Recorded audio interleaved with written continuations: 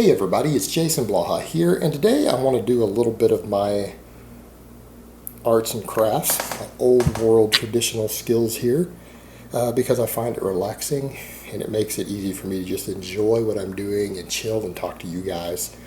Now, a topic that comes up, and this is largely due to guys like Matt Ogus making people aware of this on YouTube, to Bostin Loyd starting his G4P business, and all this stuff around G4P that has come up in YouTube fitness that has always been part of the bodybuilding world. It really kind of forces a lot of guys to ask the question of, hey, how did this whole situation become so deeply embedded and entrenched in the bodybuilding world and bodybuilding community? And why do we need to talk about it? Well, the reason we need to talk about it is not to actually bash bodybuilding, and it's not even to bash homosexuals. Because the fact of the matter is, a lot of the guys who get into this aren't even actually gay directly. They actually, in their private life, their relationships prefer women, but they get involved in this whole G4P thing as part of the bodybuilding subculture and to basically fund their lifestyle. So the big question becomes, how does this happen? Well, let's dive into that. And is it something that can be avoided by younger guys who decide to jump into the bodybuilding lifestyle? Because that's the big element of it also. If it's something that you find distasteful and you're a young man, maybe you should consider another lifestyle or a different hobby to get into. And I'm going to cover that in a minute as to why that is. Because it is the younger guys who get involved in serious bodybuilding that run into these problems the most and kind of get pushed into this lifestyle. And the difference is, older, well-established guys who are successful in bodybuilding, meaning guys who started into it later in the game, they tend to be able to fund themselves. Oftentimes they're independently wealthy people or people who own businesses already. They have plenty of money and they can afford this extremely expensive lifestyle. Whereas in a lot of younger guys simply cannot. As Matt Ogus found out when he first got involved in the G4P thing, just on webcams. And it's something we see even outside of competition sometimes. Like, for example, I know of guys, because of friends that we have here who had a local gay bar down in Montrose, guys who dance there as go-go dancers, even who are totally straight. And some of them do some tricks and stuff on the side. They do it to afford their lifestyle. So how does this happen? Well, it's really simple when you think about it. Most serious bodybuilders have been roped into several ideas. Number one, that they need to train very large amounts of volume to gain muscle mass has been popularized in the community, combined with the fact that they oftentimes need to consume very clean meals to reach their goals, which that's a whole other topic. I guess I could cover the rich piano bigger by the day and explain how that's a myth. But particularly once enhancement comes into play. But this idea that they need to consume large numbers of very clean meals, which require a fair amount of prep time, or you've got to pay someone to prep them. So why does this matter? Well, because if you're training for 2 hours every day, 5-6 days a week, that is taking a lot of time out of your life that's going to affect something. That's a lot of time spent. That usually affects either your ability to make money, or it's going to affect your relationships, your social life in some way. Now, most younger guys who jump into this lifestyle, which is the majority, who are 18, 19, 20 years old, don't have many life skills. They don't have fantastic jobs usually. They don't have the ability to make large amounts of money. Oftentimes, they're reduced to minimum wage jobs or something just above that. Or they're in school full-time, in which case, they're spending most of their time taking classes. So they're having to spend a lot of time training. On top of that, if you think that you need 6 or 7 clean meals a day that have to be prepared, unless you can afford to just buy pre-made food, and again, a lot of people who are successful businessmen or successful business owners or independent wealthy can afford that. It's not a big deal for them. Most 18-year-old kids can't. So they're going to have to eat 6 or 7 meals a day, and they're going to have to cook and prepare 7 meals a day. So it requires a whole meal prep strategy, sometimes involving cooking several days of food at once. Combined with all this training, that starts cutting into their time tremendously. Well, most these guys are, again, they're working minimum wage or slightly better jobs. Maybe they're a personal trainer. Maybe they have a fast food job. Again, that's what Matt Ogus had to do. Well, you don't have a lot of time to work an extra job of any type to make extra money when you're cooking 6 or 7 meals a day, eating 6 or 7 meals a day, training in the gym 2+ hours a day. Your time starts getting cut short. In addition to the fact that you have to live, you have to pay rent, you have to survive, you have a very expensive above average grocery bill,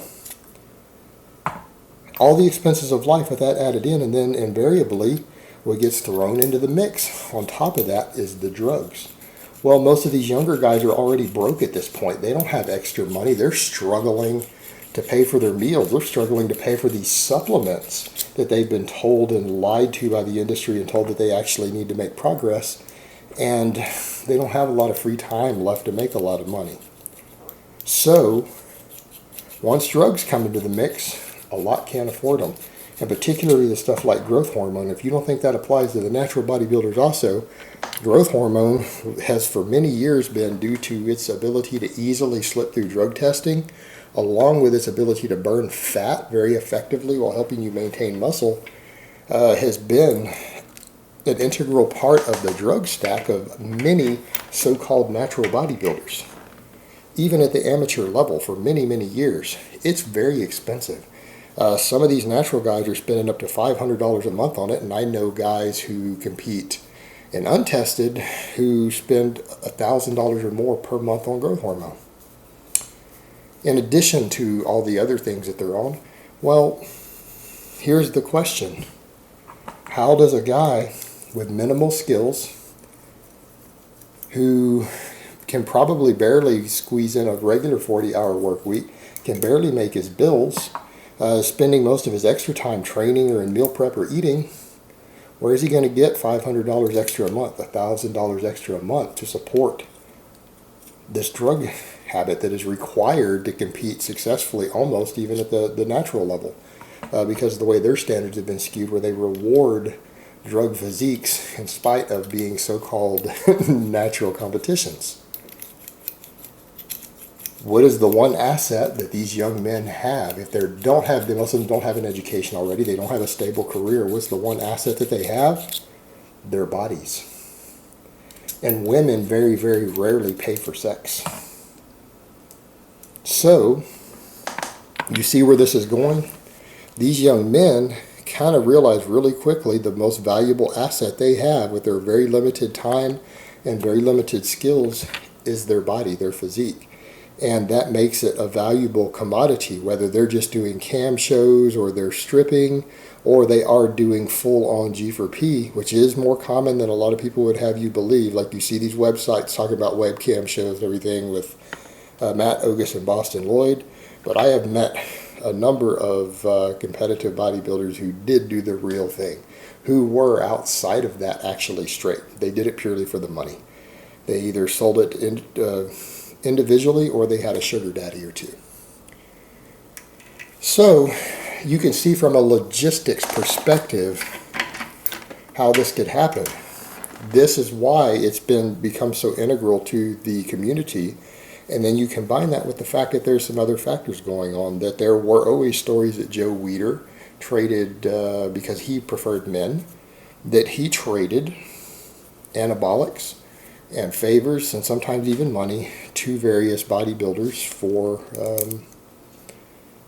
sexual favors. And that was kind of the start of the whole IFBB, NPC, everything. And he's the founder of all of it. So that started right there in the middle of this modern community forming. The original former and head of these organizations himself did this. So it kind of set a pattern and a trend that has just kind of stayed inside that community since then.